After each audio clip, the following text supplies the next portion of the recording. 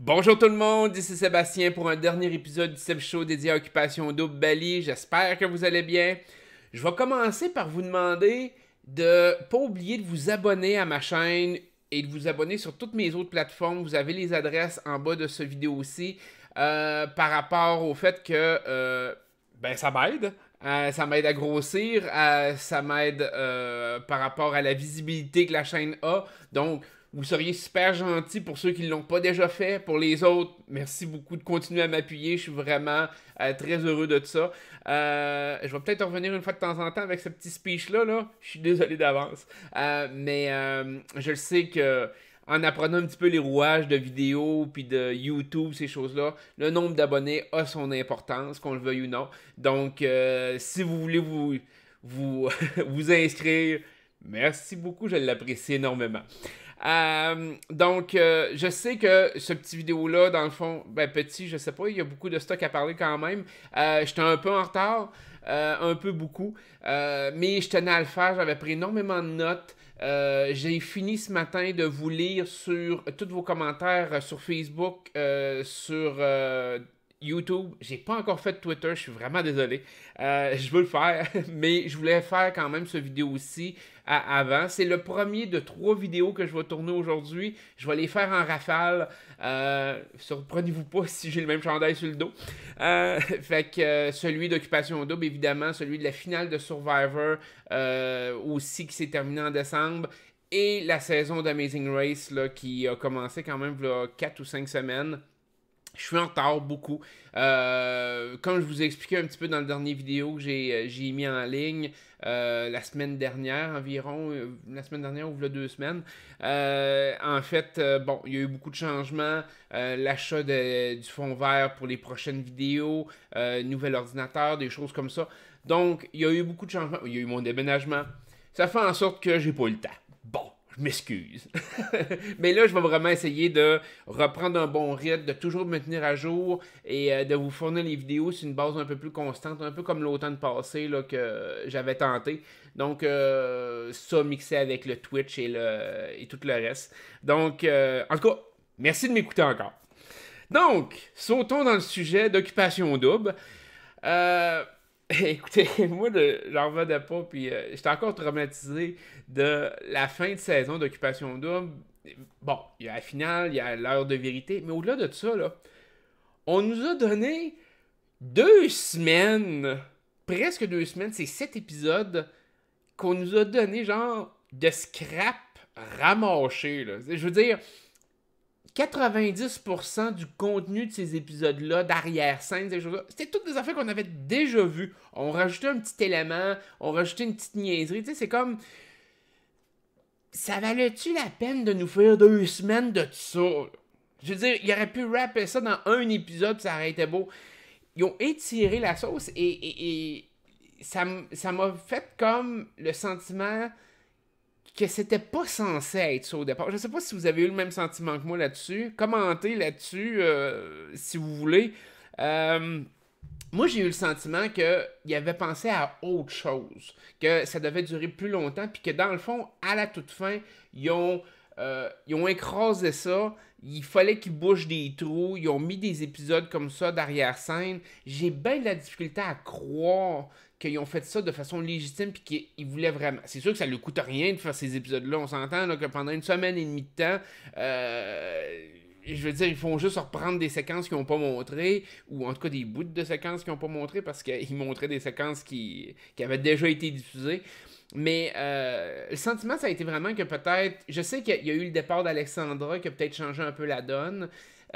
J'ai le sentiment, puis on va en reparler peut-être un peu tantôt, parce que je l'ai comme note, que la finale devait peut-être être à 2 couples, qui là, ils ont étiré ça à 3 couples à la place. Ça a peut-être changé la donne sur la cédule qui s'était fixée. Il y a eu aussi les problèmes à Bali par rapport au volcan. Mais j'ai eu le sentiment que ça avait été bâclé, que la fin de la saison de Occupation Double Bali avait été bâclée de ce côté-là. Bref, c'était des épisodes qui étaient endormants, qui étaient insignifiants. Ça nous a rien appris vraiment non plus. Bref, on a eu 2 semaines qui ne servaient à rien. On va switcher directement sur l'heure de vérité. L'heure de vérité, ça a été comme les derniers épisodes. Dans le fond, il n'y avait rien vraiment d'intéressant. Je veux dire, il n'y avait rien qui a retenu l'attention au point de se dire wow, d'après on a eu des révélations, on a eu quelque chose. Je veux dire, quand tu te dis que l'histoire du raton laveur de LP était quasiment la grosse révélation de l'épisode, à un moment donné, tu te dis, ouais, ça n'a pas servi à grand-chose. Il vendait énormément à TV comme de quoi que ça allait être de la grosse chicane des choses. Il y a quand même eu certains éléments, mais en rétrospective, c'était juste... comment je pourrais dire ça? C'était juste des discussions de l'aventure. Jay du Temple n'a pas fait... tu sais, il a posé des questions un peu plus pointues qu'il l'a fait durant la saison. Je veux dire, il a pris un peu plus de risques, sûrement que la production lui a demandé de le faire. Mais malgré tout, c'était soft. Tu sais, je veux dire, il n'a pas confronté les joueurs puis les mettre au pied du mur ou les piquer à vif. Il a simplement fait une job de je questionne un peu, je veux savoir comment que tu vas. Fait qu'il n'y a pas eu des grosses choses qui se sont produites. Il y a eu, je lis mes notes comme toujours en même temps que je vous parle parce que j'en ai un tas.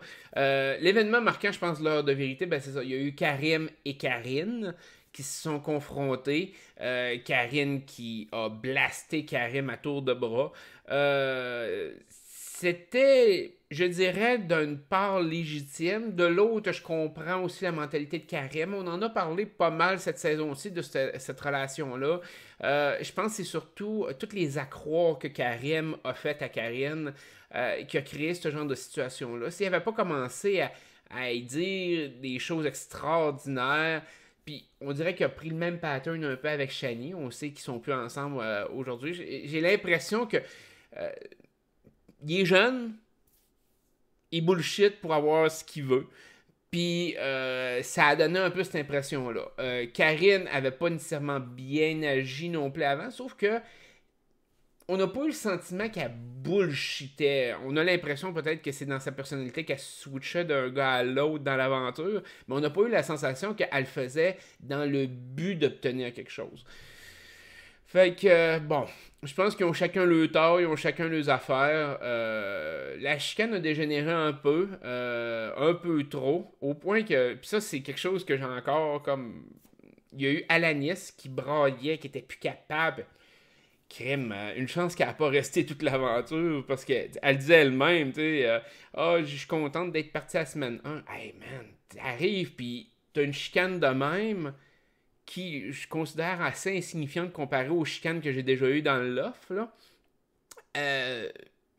Puis elle est pas capable. Elle vit mal avec ça, elle vit mal avec cette pression-là. Fait que Alanis était pas prête pour une aventure de même. Ça enlève rien à la fille, mais je pense que sur le côté de la personnalité, ça montre un peu les facettes qu'il y a certains joueurs qui. Il y a certaines personnes qui sont pas faites pour être des joueurs de télé-réalité. Je veux dire, c'est pas méchant, mais ça demande quand même une force de caractère. Ça demande quand même de pousser la machine plus loin mentalement, là, je pourrais dire, et de passer par-dessus certains événements comme ça. Alanis avait clairement pas le potentiel de se rendre loin puis d'endurer ça sur une longue période comme 2 mois et demi, 3 mois. Bon, les autres révélations, il y a eu Cendric qui a avoué un peu qu'il avait joué une game d'une certaine façon avec Joanie. Bon, après toutes les crises que Joanie a pété, il a enduré Joanie plus que le fait de l'aimer. Du moins, c'était l'interprétation qu'on a pu en faire. Bon, c'était prévisible. C'est logique aussi. Le problème est que la façon que ça a été vendu au public. Puis moi, j'ai toujours.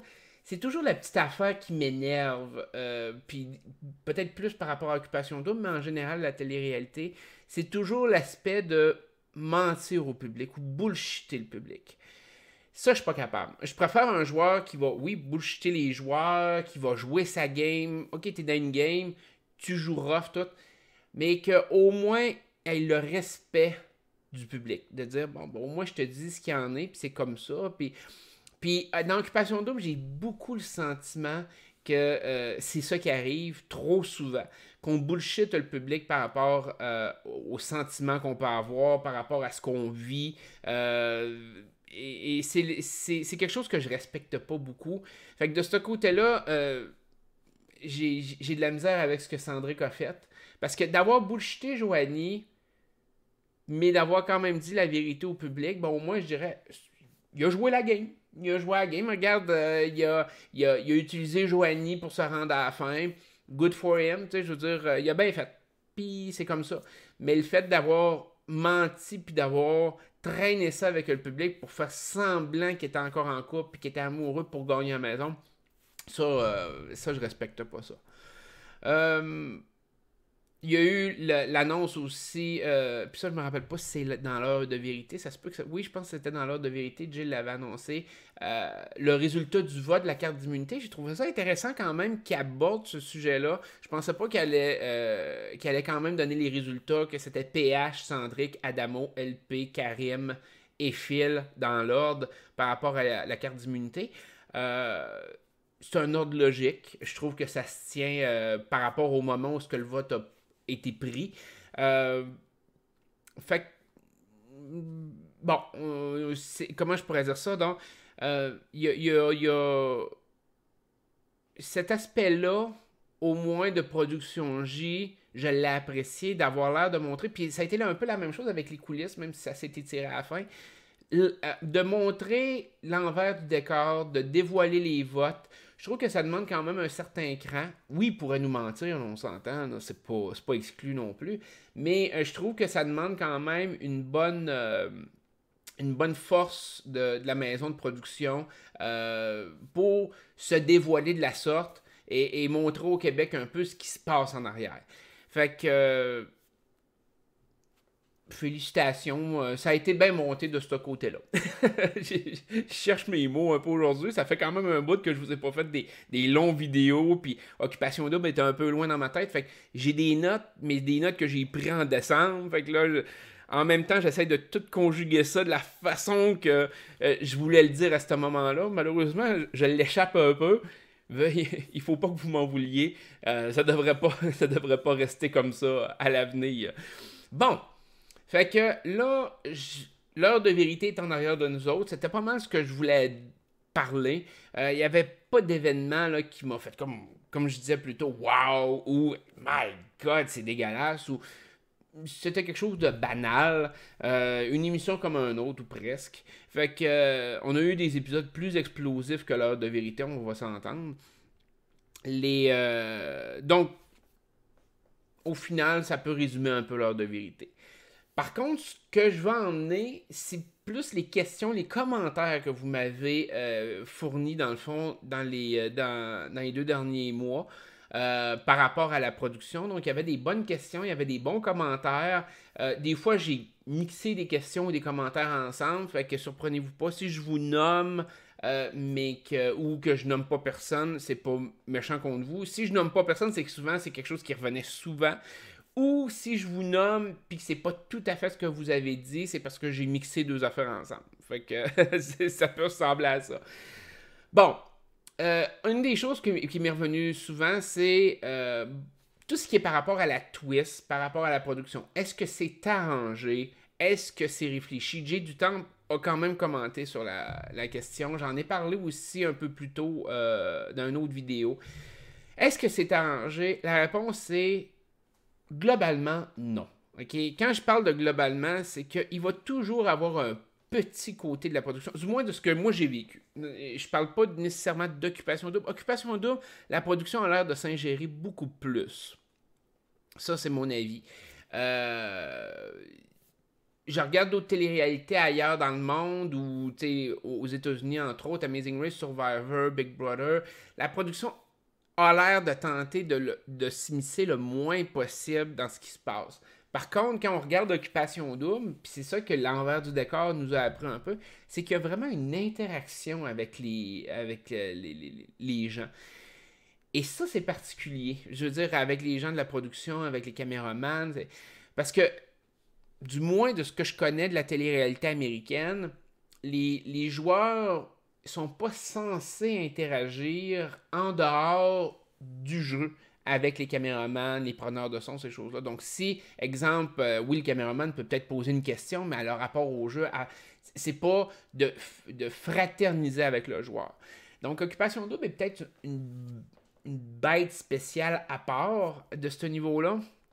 Mais si je parle de mon expérience, globalement, non, c'est pas arrangé. Quand je parle de globalement, les exceptions que je fais, c'est souvent des petits événements. Là, je parle pas de twist. Là.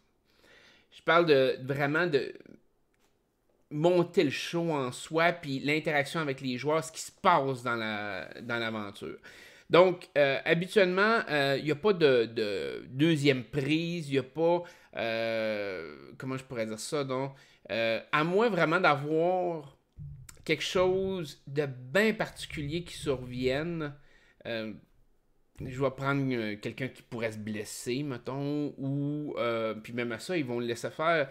Quelqu'un qui échappe, quelqu'un qui passera en commentaire exécrable, entre autres, quelque chose qui passe pas à TV.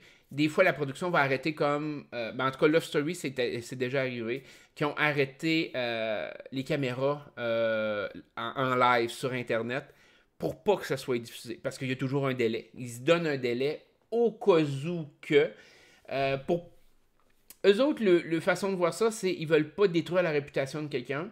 De l'autre côté, en mon sens, ça envoie une mauvaise image de la personne si tu montres pas tout ce qu'elle fait.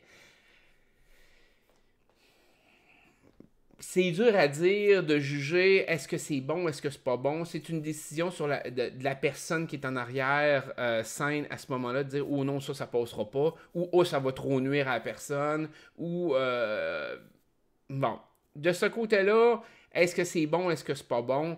Je suis mitigé sur la question. C'est une question plus morale de dire est-ce que quelqu'un peut dire une niaiserie sans s'en rendre compte lors d'une soirée?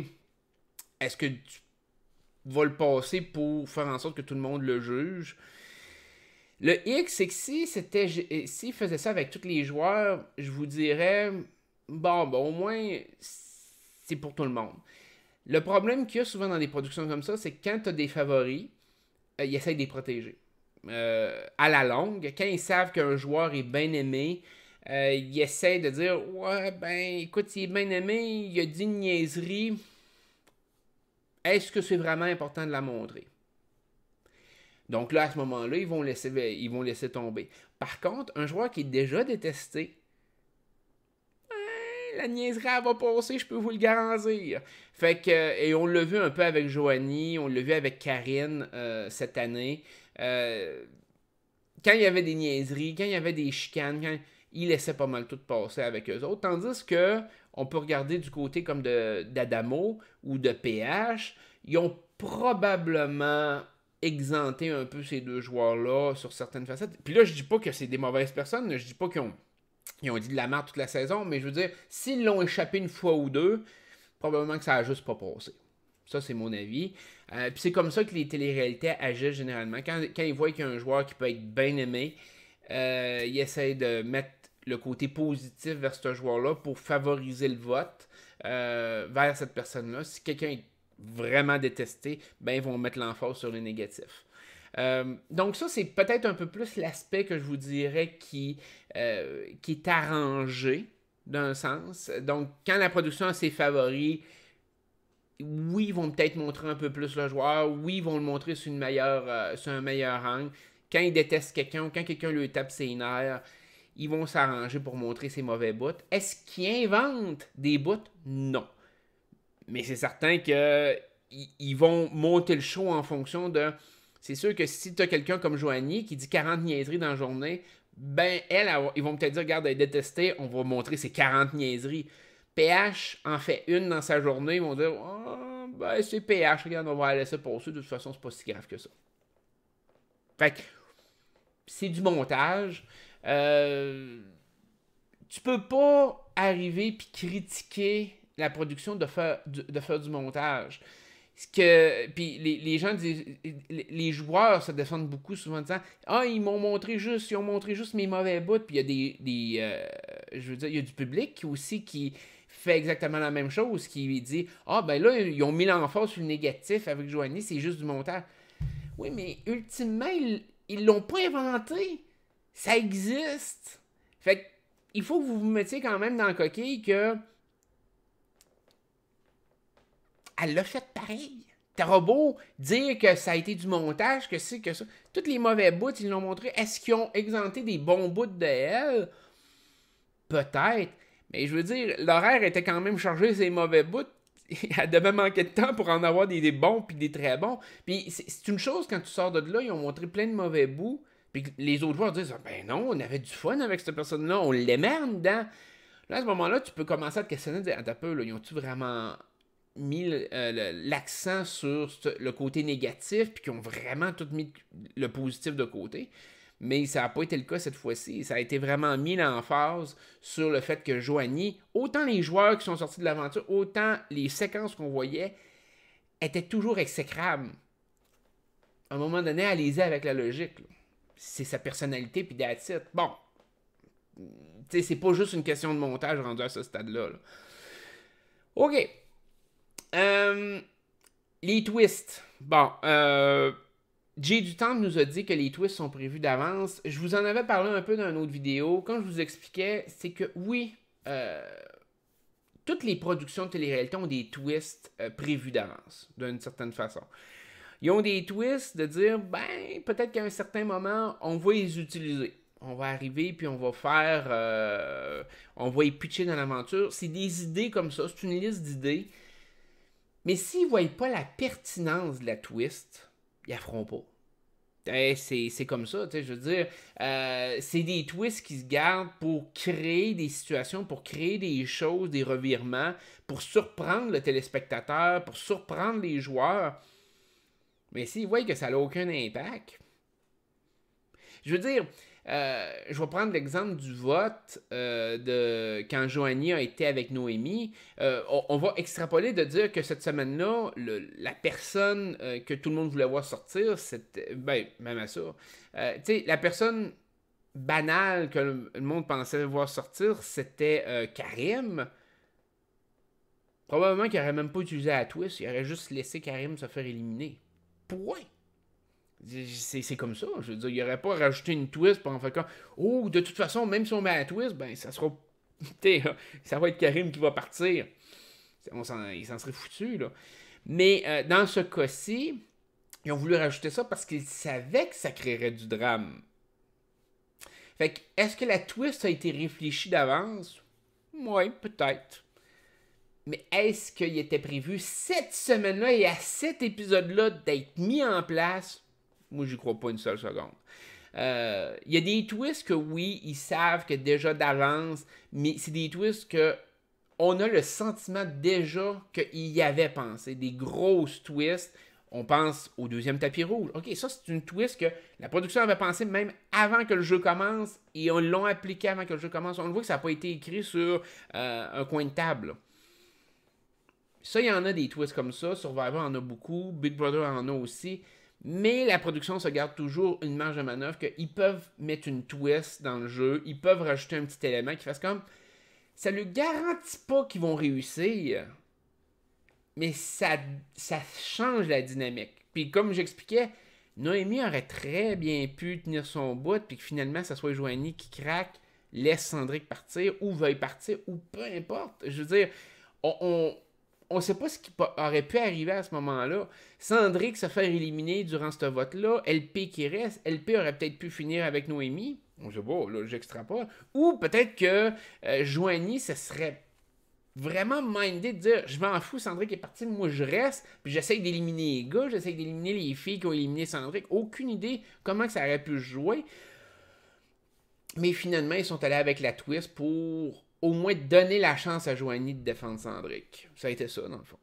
Fait que les twists, je pense que oui, il y en a qui sont déjà prévus. Oui, probablement que celle-là, c'était une twist alternative, mais c'était pas une twist qui était prévue pour cette semaine-là. Ou du moins, écoute, ça serait... le hasard ferait bien les choses, on s'entend. Donc, je pense que Jay du Temple a quand même dit la vérité d'un sens, mais il n'a pas expliqué cette vérité-là. C'est juste ça que je veux dire. Bon, il y a eu Jay du Temple qui a fait sa mise au point comme de quoi que les joueurs chialaient. On a vu ça dans les épisodes aussi. Bon, les enfants gâtés. C'est vrai qu'on est... comment je pourrais dire ça? Donc, quand on est à l'intérieur, les joueurs se sentent souvent comme des enfants gâtés. Je sais pas pourquoi. Je l'ai vécu un peu de même aussi dans mes saisons. Les joueurs voulaient toujours plus de cadeaux, plus de compétition, plus de pouvoir, plus de visibilité, plus... On dirait que c'est comme, hey, on est là. Si on est là, c'est parce qu'on est exceptionnel. C'est la pensée, puis c'est pour ça qu'il y a beaucoup de joueurs qui se plantent. Parce qu'ils se voient au-dessus de leurs affaires, ils se voient meilleurs que ce qu'ils sont. Et on dirait que ça se reflète aussi par rapport à ce qu'ils veulent dans le jeu. Ils s'attendent à avoir des cadeaux, ils s'attendent à gagner des choses. Puis on l'a vu pendant l'aventure par rapport à Occupation Double, les voyages. Ah ben là, c'est à mon tour, j'en ai pas eu, j'en ai juste eu un. Tu sais, je veux dire, écoute, hey, tu vis une expérience extraordinaire, t'es à Bali, là. Mais t'en veux toujours plus. C'est un principe d'enfant gâté je dirais de ce genre de concept-là. Occupation double, Love Story, des concepts où il y a beaucoup de cadeaux. C'est certain qu'on s'entend que si on vous comparait à Survivor, où ce que dans le fond, le moment où ils sont excités, c'est quand ils lui donnent du riz, là. C'est comme... on s'entend que c'est pas la même game pantoute. Mais oui, il y a des. Ils considèrent un peu plus. Ils se considèrent un peu plus enfants gâtés. C'est une mentalité bizarre, mais c'est comme ça. Je serais pas capable de l'expliquer. Ben, je suis pas capable de l'expliquer. Oui, je l'explique. Je vous l'ai expliqué d'un sens, mais je veux dire, je sais pas pourquoi c'est aussi généralisé. C'est plus ça que je voulais dire. Bon. Dans les commentaires, il y avait aussi, puis là c'est plus ciblé, Francis Saint-Pierre. Francis qui avait dit, qui avait parlé de l'immunité de PH, qui est devenue sa faiblesse à cause de Jesse. Est-ce que Jesse aurait dû éliminer, est-ce que PH Jesse aurait dû éliminer Adamo? Ça avait été comme un commentaire avec d'autres commentaires que j'avais mixé un peu. Une immunité comme ça, faut que tu saches la jouer intelligemment. OK? Si tu joué en épais, ça te revient en arrière de la tête. Et Survivor est un exemple magistral de tout ça. Puis, je veux dire, je vais en parler même dans mon prochain vidéo de Survivor. Parce que la dernière saison de Survivor, on a vraiment eu je pourrais dire l'image flagrante de tout ça. Les joueurs qui utilisent les immunités comme des épais.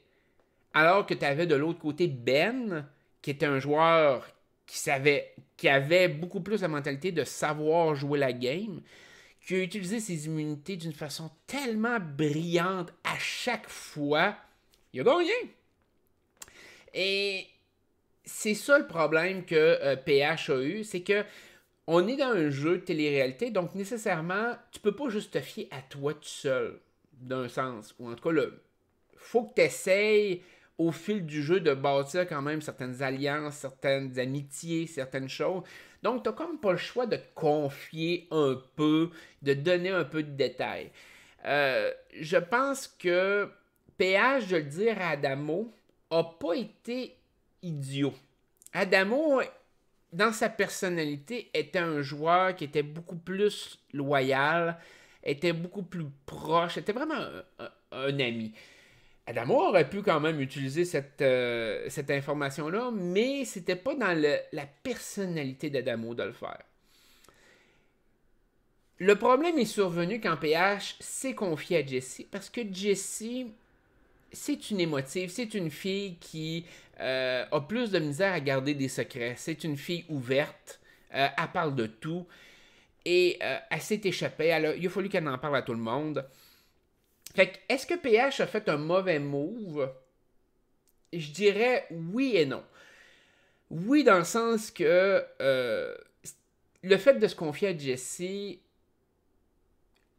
a complètement nuit à sa game de façon gigantesque.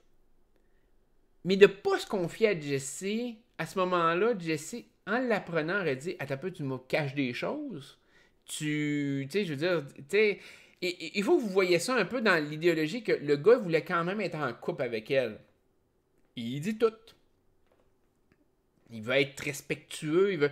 En ne disant pas qu'une immunité, ben plus tard, la fille peut se poser des questions. Un peu, il me ment-tu ou il me cache-tu des choses? Il fait-tu ci, il fait-tu ça? Tu sais, je veux dire, oui, c'était une belle... euh, c'est un beau pouvoir qu'il y avait. Ça lui a sauvé le cul, on s'entend. Là. Mais sur le coup, ça lui a quand même nuit énormément. Puis ça l'a mal tombé. En plus que Jessie s'est ouvert la trappe, elle s'est ouvert la trappe au moment où ils partaient en voyage les deux. Il n'y a pas eu de, on pourrait dire, de damage control qui a été fait durant cette semaine-là. Parce qu'on s'entend, si le voyage, c'était pas eux autres qui le faisaient, puis que ça aurait été Sandra et Joanie, il n'y en aurait pas eu de drame par rapport à l'immunité. Il n'y aurait pas eu tant de vagues que ça. Les autres joueurs se seraient même pas consultés. Karim avec Shani, puis Adamo avec Alex. Il n'y aurait jamais eu quoi que ce soit. Il n'y aurait pas eu de magouille ou rien. Là où est-ce que l'information n'a pas tombé dans les bonnes oreilles, c'est avec Sandrick puis Joanie que les autres voyaient le côté stratégique en arrière de ça et ont utilisé ça pour essayer de mettre le doute dans les deux autres couples. Donc avec Adamo, avec Karim, de dire, écoute, là, il y a en plus, il y a une immunité et c'est le public qui a donné. Fait que ça veut dire que le gars, il a des chances de gagner, là. Il a vraiment une bonne chance. Il a perdu au final. Mais en dedans, tu prends les informations que tu as. Moi, je me souviens dans Love Story 4, à un moment donné, puis ça a été vraiment le moment où ce que j'ai comme... Moi, à mon sens, ça me faisait un petit vlog, mais en même temps, ça m'a nui stratégiquement. Puis c'est niaiseux, hein, mais c'est... ben, en fait, je pourrais dire qu'il y a peut-être deux moments, mais en tout cas, il y en a un que je me rappelle plus particulièrement. Et ça a été quand le public devait choisir deux personnes à compétitionner l'une contre l'autre pour obtenir une combinaison gagnante pour la voûte. Et moi et Delphine, on a été choisis. Mais le sentiment qui est revenu de tout ça, c'est que, à ta peu, si le public a voté pour nous autres, c'est qu'on est les deux comme plus populaires. En tout cas, c'est comment que les gens ont perçu ça à l'intérieur. C'est comme, à ta peu, c'est Seb, Delphine qui ont été choisis par le public. C'est sûr que là, tu commences à cogiter, à te dire, à ta peu, là, la finale s'en vient, le public va voter dans, c'était quoi, dans 3 semaines plus tard, à peu près. Puis t'as deux personnes qui ont été votées par le public pour gagner de l'argent. C'est sûr qu'à ce moment-là, les joueurs commencent à y penser, les joueurs commencent à se dire, oh, ils sont peut-être plus dangereux qu'on le voit. Ça a eu un petit impact, je pense, mais moindre sur Delphine. Ça en a un plus gros par rapport à moi. Moi, je m'en suis fait parler beaucoup plus. Même, il y avait eu une séquence avec Elodie, qui Elodie essayait d'expliquer logiquement pourquoi que j'avais été mis comme ça, parce que je venais de perdre mon titre de patron, parce que le monde prenait pitié de moi, parce que si, parce que ça, puis elle essayait d'expliquer ça, puis, tu sais, les autres joueurs, il y a d'autres joueurs qui ont, tu sais, je me rappelle Thomas avait l'air de beaucoup plus réfléchir sur la question que le concept d'Elodie, fait que c'est un couteau à double tranchant, ce genre de vote-là. PH avait l'opportunité de garder cette information-là pour lui. Il l'a pas faite. Ça y a nuit. Dans une télé-réalité, quand tu as un pouvoir, quand tu as un privilège, essaye de garder l'information pour toi le plus possible, à moins que tu sois vraiment obligé de la donner pour obtenir une efficacité de ça. Fait que PH, stratégiquement, il a été un bon gars par rapport à comment il l'a géré, le dire à son chum Adamo, le dire à sa blonde. Mais stratégiquement, c'était mauvais. Bon. Malicia, qui a écrit comment les joueurs ont pu oublier que PH avait une immunité. Je pense pas que les joueurs ont oublié que PH avait une immunité. Je pense que quand ils ont voulu, quand ils ont choisi de mettre l'emphase sur PH et le clencher cette semaine-là, en fait, c'était pas un vote pour l'éliminer. On s'entend. En tout cas, de mon analyse, ce que les joueurs ont tenté de faire cette semaine-là, c'est de dire, écoute, on est encore 4 coupes. Il y en a un qui va partir cette semaine, c'est sûr. PH a une immunité, il partira pas. Mais si on n'essaye pas de l'éliminer, il a encore son immunité dans les poches. Puis eux ne le savaient pas s'il y avait 2 coupes ou 3 coupes qui allaient en finale. Il y a eu 3 coupes, donc ça aurait changé absolument rien à la game.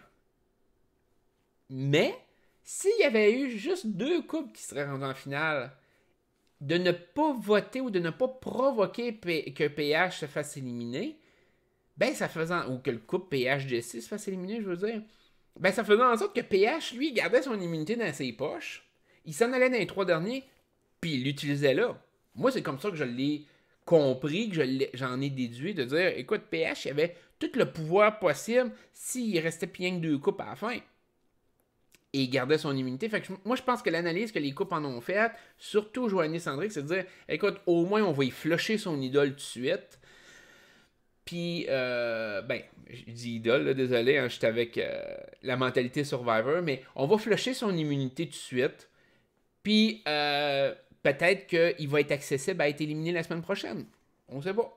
Fait qu'au moins, ça donnait cette possibilité-là. Fait que je pense pas que les joueurs avaient oublié que PH avait l'immunité. Je pense vraiment plus que ils ont voulu provoquer ils ont voulu provoquer cet événement-là pour enlever l'immunité dans les mains de PH. Bon. Était-il censé rester 3 coupes à la fin? Ça, c'était un peu la question que on se posait tantôt, que j'ai parlé un peu.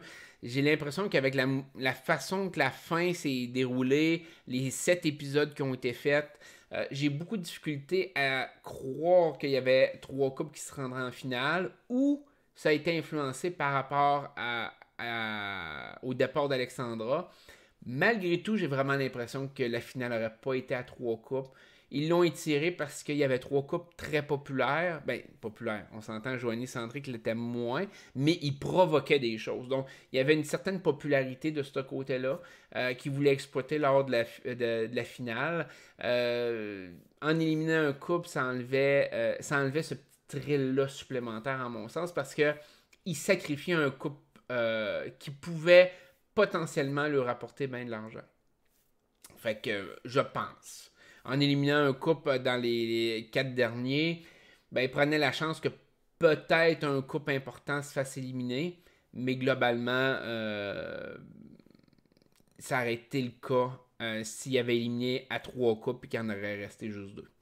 Peu importe le résultat. Et ça aurait peut-être donné beaucoup plus une finale, je dirais, prévisible. Exemple, PH, Jesse se fait éliminer, tout le monde aurait su qu'Adamo et Alexandra auraient gagné. Même chose, si Adamo et Alexandra auraient été éliminés, tout le monde aurait su que PH et Jesse auraient été éliminés.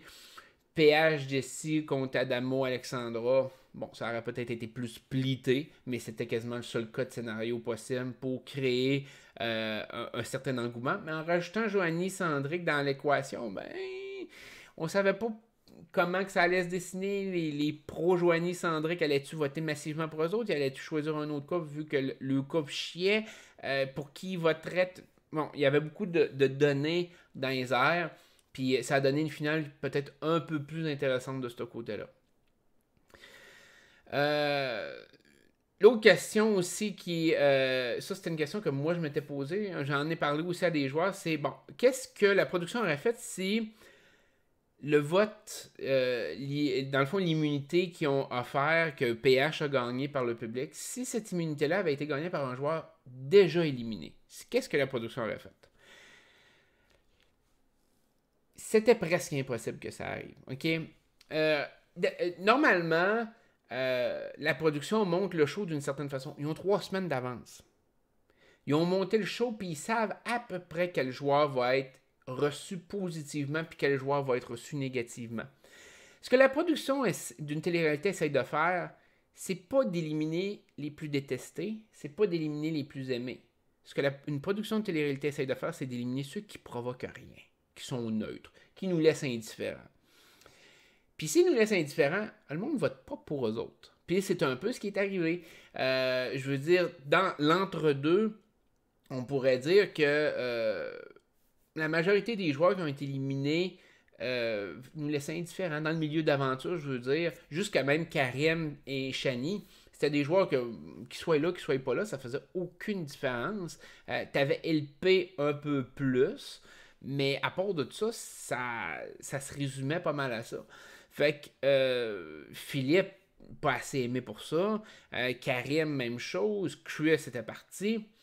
Fait que ça limitait beaucoup les possibilités de ce côté-là.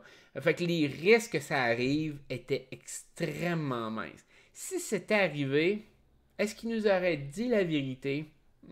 Je pense que non. Je pense qu'il aurait quand même donné il aurait peut-être été quand même en ordre d'importance de dire, bon, ben, mettons, Louis-Philippe était premier sur la liste, il a eu le plus de votes, PH est deuxième, on va le donner à PH. Je pense que ça aurait probablement fonctionné comme ça. Il aurait peut-être provoqué une autre twist, ramener le joueur dans le jeu. C'est toujours possible. C'est sûr que ça crée un méchant revirement de situation. Mais s'il ne voyait pas le potentiel de ce joueur-là, je pense qu'il aurait simplement quand même donné l'immunité à un joueur qui était dans l'aventure directement. Dernier commentaire. Hey, j'ai fait au-dessus de 40 minutes, là.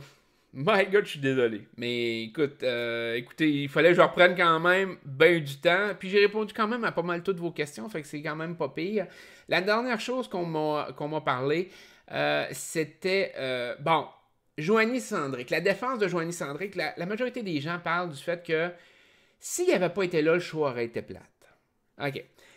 Là, je vais vous expliquer un principe de télé-réalité bien simple. Quand du monde plus élevés se font éliminer généralement, il y a toujours du monde qui remplace. OK? Si Joanie Sandrick avait été éliminée, l'accent aurait été mis sur un autre couple, sur un autre joueur, et le show, la maison de production se serait assurée de créer quelque chose avec eux autres. Un des exemples que je peux vous donner, moi je me souviens, dans Love Story, dans le 6, quand je l'avais fait, il y avait cette appréhension de dire, quand Mathieu Baron va se faire éliminer, il n'y aura plus vraiment de show, il n'y aura plus de confrontation, il n'y aura plus d'affaires. Quand Mathieu Baron est éliminé, ça a fait un vide, et malheureusement, selon la personnalité des autres autour, ce vide-là se comble par lui-même. Donc Arcadio est devenu beaucoup plus arrogant. Les filles, je prends comme Alexandra, étaient plus bitch. Tu sais, je veux dire, il y a toujours quelque chose qui est en train... David a pris plus d'importance. Hugues a pris plus d'importance. En fait, quand tu élimines quelque chose, les autres ont plus de temps d'antenne, il y a plus d'éléments qui se déroulent, et là, tu as une plus grande variété. Est-ce que le show aurait été plus plate parce que Joanie Sandrick se serait fait éliminer? Moi, je pense pas. Je pense que le show aurait été différent. Peut-être qu'on aurait mis l'emphase beaucoup plus sur le côté comique d'Adamo, entre autres. Peut-être qu'il aurait monté le show pour qu'on déteste PH puis Jesse. C'est possible.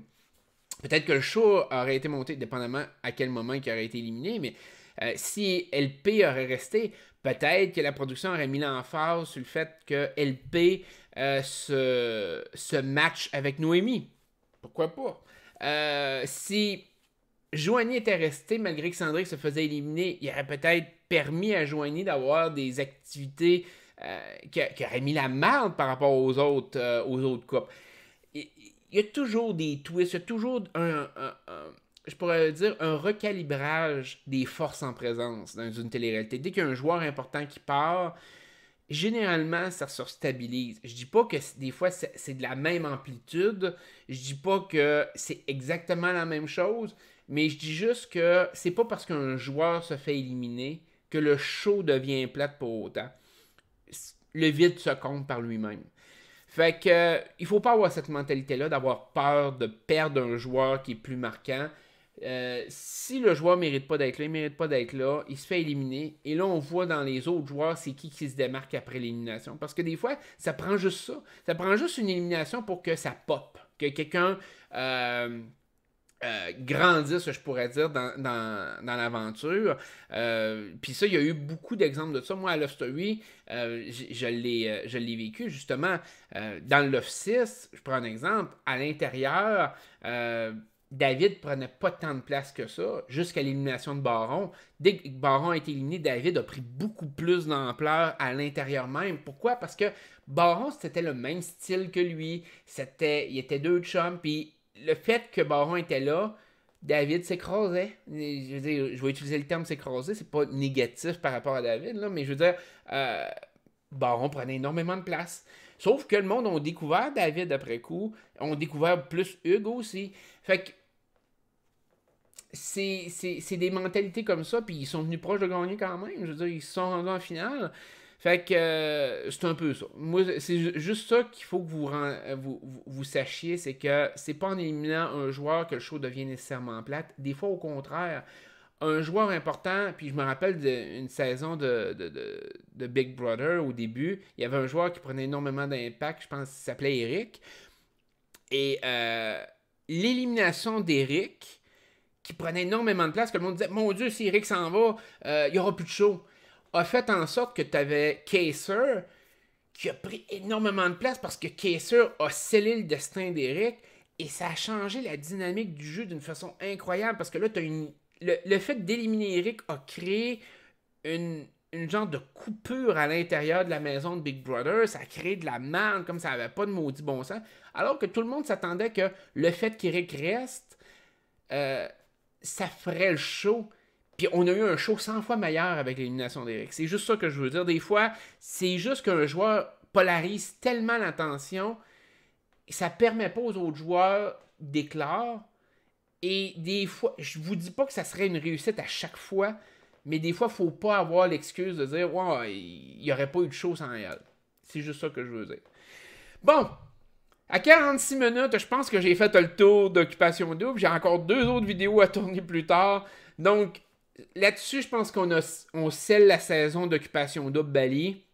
Il y a eu l'annonce pour la saison prochaine. J'ai été surpris un peu. J'ai hâte de voir quand même s'ils vont le refaire ailleurs ou s'ils vont le refaire au Québec comme ils faisaient avant par rapport à leur budget et leurs affaires. Ils vont lui donner une deuxième chance. Les codes d'écoute avaient monté un peu plus vers la fin. C'était quand même loin de ce qu'ils espéraient, on s'entend. Là. Mais ils ont réussi quand même une part de leur pari. Mais j'ai hâte de voir le budget qu'ils vont avoir pour le prochain. C'est surtout ça qui me... D'après moi, ça sera pas le même type de budget. Ils vont couper beaucoup parce qu'on l'a senti rendu en milieu de saison qu'ils ont coupé plusieurs affaires. Il y avait beaucoup moins d'activités, beaucoup moins de choses. La qualité du show en tant que tel avait baissé un peu, mais ils ont été aidés par le fait que Joanie polarisait tellement l'attention des gens que le monde écoutait juste pour voir ses crises et ses affaires. Fait que je vous dis aux prochaines vidéos qui risquent d'être Survivor. Je vous adore pour ceux qui les écouteront pas. Merci beaucoup d'avoir été à l'écoute pendant ces 47 minutes-là. Je vous adore. Bye bye.